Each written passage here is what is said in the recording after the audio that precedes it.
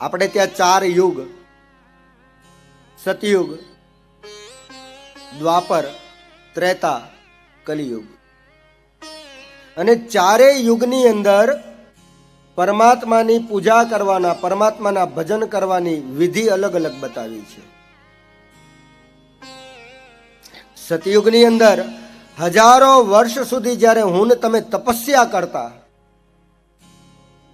ત્યારે પ્રભુનું ચરણ પ્રાપ્ત થતું.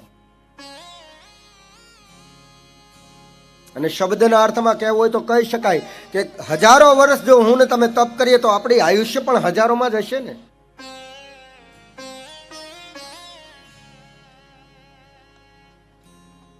યુગનું પરિવર્તન થયું, મારી ને તમારી આયુષ્ય થોડી ઓછી થઈ,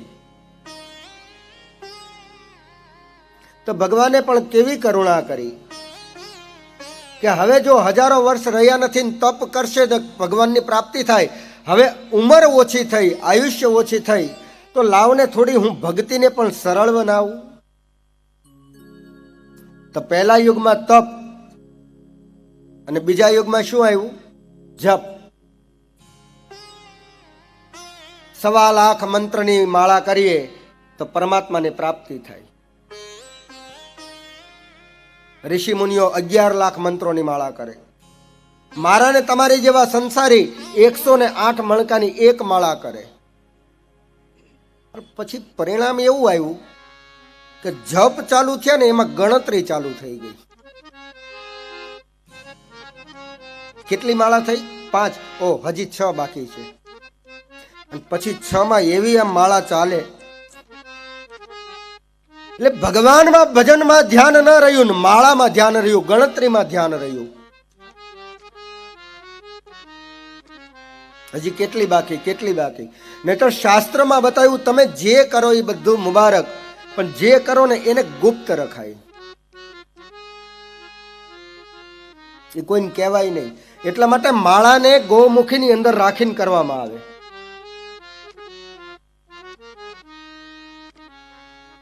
તો હવે મેન તમે ગણતરી ચાલુ કરી કે કેટલી માળા રહી, કેટલા જાપ થયા. તો આગળના ત્રેતા યુગની અંદર તપ ન રહ્યું, જપ ન રહ્યું, તો ત્રેતા યુગની અંદર યજ્ઞને સર્વશ્રેષ્ઠ બતાવ્યું કે ભગવાનની નામની આહુતિ યજ્ઞ નારાયણને સમર્પિત કરો તો ભગવાનની પ્રાપ્તિ થાય. યજ્ઞના નિયમો બતાવ્યા છે કે જે કોઈ મનુષ્ય યજ્ઞ કરવા બેસે એની કોણીથી લઈ અને મધ્યમાં ઉંગલી ત્યાં સુધીનો યજ્ઞ કુંડ હોવો જોઈએ. અને એટલા અંતરમાં મારે તમારે દૂર બેસવું જોઈએ. આહુતિ જ્યારે હોમીએ ત્યારે સ્વાહા શબ્દ બોલાય ત્યારે આહુતિનું આહવાન થાય, અગ્નિનારાયણનું મુખ ખુલે. અને આહુતિ દેતી વખતે મારીને તમારી મુદ્રિકા એ શૃંગી મુખી હોવી જોઈએ, હરણ જેવી લાગવી જોઈએ, 2 ઊંચી 3 ભેગી.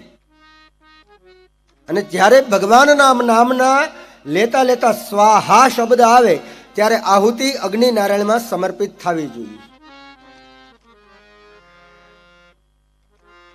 પણ સમય જતા હવે તો આહુતિ ખોટી થવા લાગી.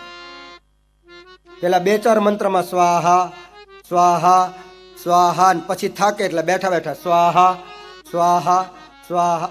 શું કરો છો તમે? અને ક્યારેક તો સ્વાહા શબ્દ આપણો હાથ અહીંયા હોય અને ભગવાનના નામમાં અગ્નિ બાજુ હોય.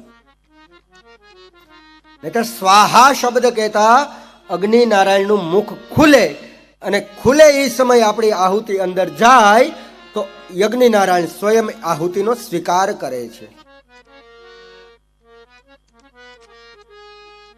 તો પહેલામાં તપ, બીજામાં જપ, ત્રીજામાં યજ્ઞ. હવે આ 3 યુગ પૂરા થયા, ચોથો યુગ આવ્યો કલિયુગ. કળિયુગમાં ભલે આપણે કરીએ છીએ, તપ પણ કરીએ, જપ કરીએ, યજ્ઞ કરીએ, પણ મેં કીધું એવી રીતે કોઈ કરે છે ખરા?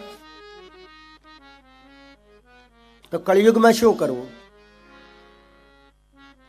તો વિષ્ણુ પુરાણની અંદર સુંદર મજાની વ્યાખ્યા બતાવી છે કે કળિયુગની અંદર કેવલ ભગવાનનું નામ સાચા હૃદયથી લ્યો ને તો ભગવાન પ્રાપ્ત થઈ જાય. અને વળી કેટલું? ગાયનું સિંગ બધા જોયું છે ને, ગાયના સિંગડા, એની માથે રાઈનો દાણો જેટલી વાર રહે એટલી વાર જો હું ને તમે સાચા હૃદયથી મારા ઠાકોરજીને યાદ કરીએ ને ઠાકોરજી દર્શન દેવા આવી જાય છે.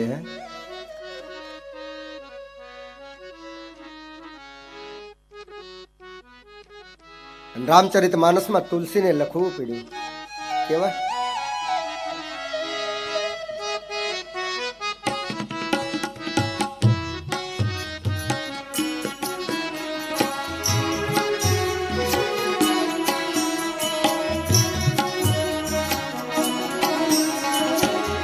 कलियुग केवल नाम आधारा, कलियुग केवल नाम आधारा, कलियुग केवल नाम आधारा, कलियुग केवल नाम आधारा,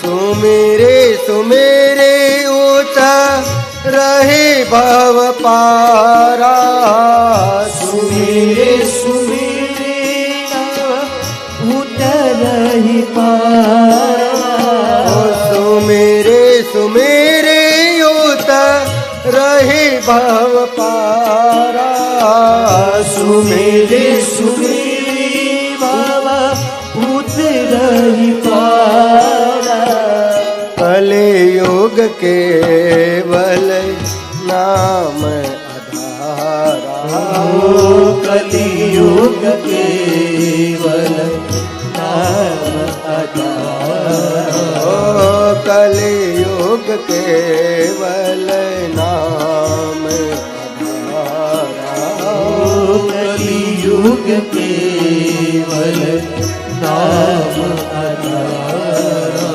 हो हो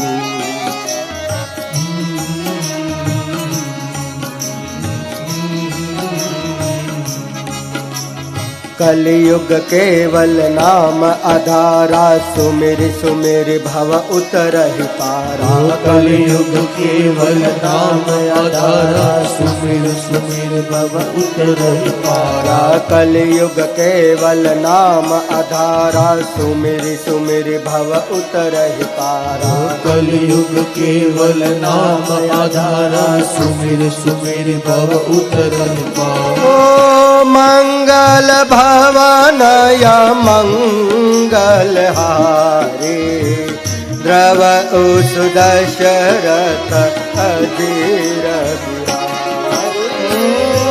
मंगल भवन मंगल